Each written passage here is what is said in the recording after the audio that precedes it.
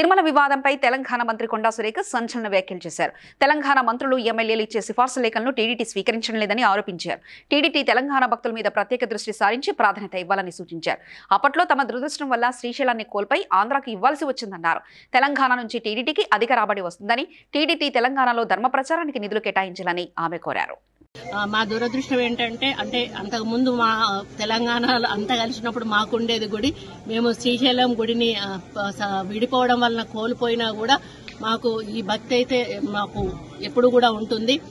కాకపోతే మాకు కొంత ఇబ్బందికరమైన వాతావరణం ఎక్కడుందంటే తిరుమల తిరుపతి దేవస్థానం నుండి మా తెలంగాణ నుంచి వచ్చేటువంటి భక్తులు కొంత గత గవర్నమెంట్ నుంచి నిర్లక్ష్యానికి గురికి కాబడతా ఉన్నారు.